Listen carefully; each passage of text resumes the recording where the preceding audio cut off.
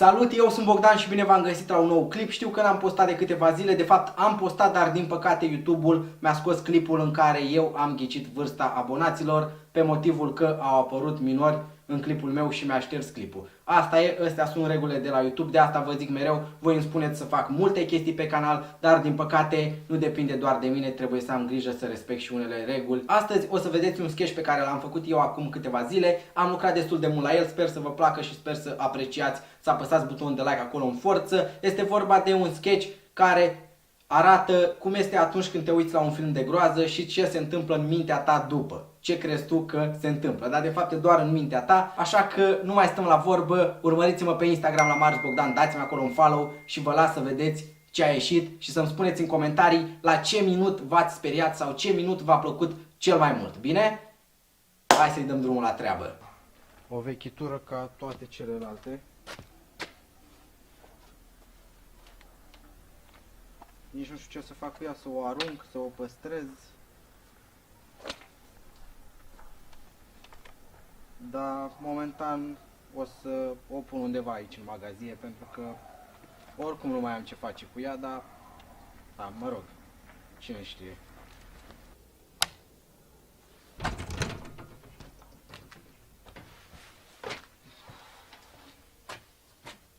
A câte vechituri am prin garajul ăsta,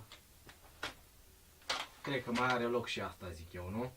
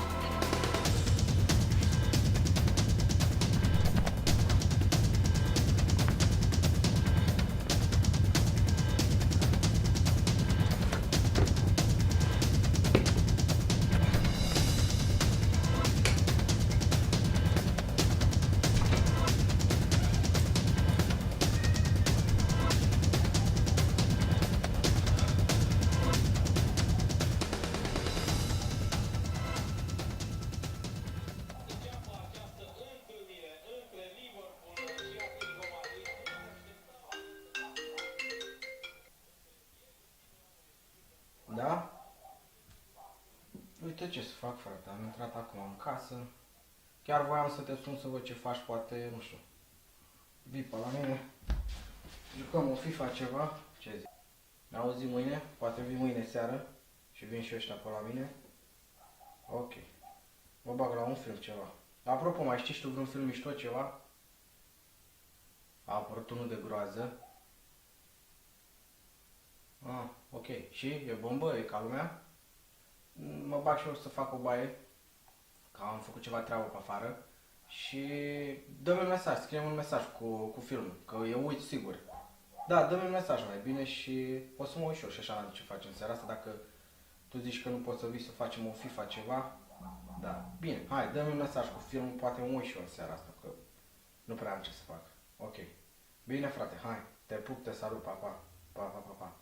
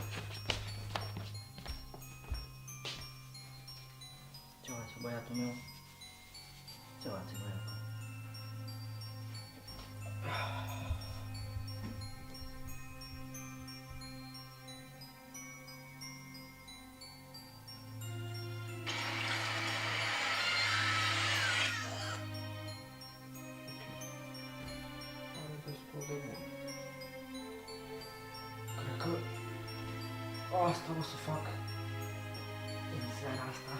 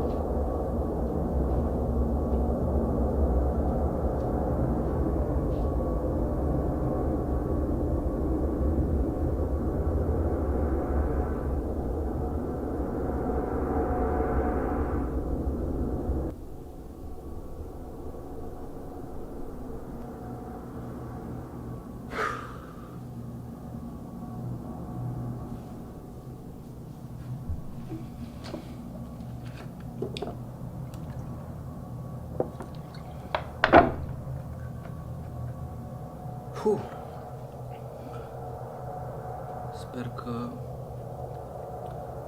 e doar o coincidență.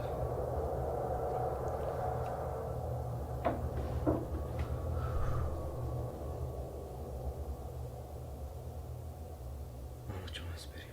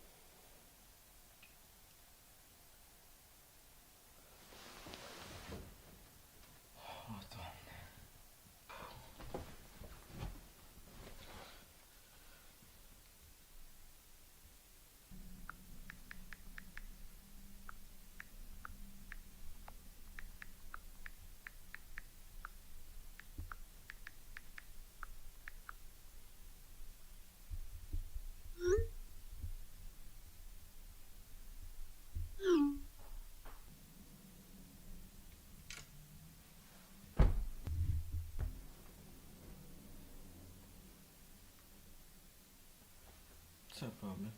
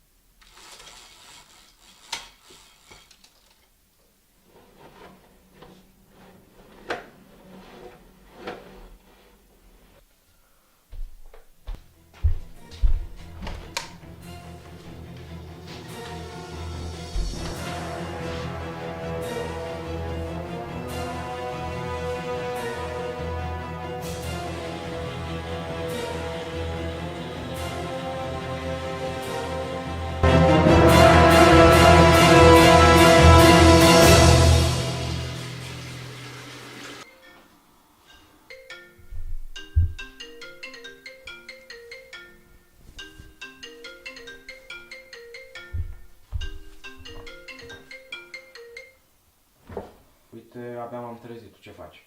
Bă, ciudată seară. Am dormit aiurea rău de tot, am avut impresia că, nu știu, s-a întâmplat ceva azi noapte, dar, nu știu, cred că e doar în capul meu. Bine. Hai că mă îmbrac și vin, bine? Ok, hai, te salut, papa.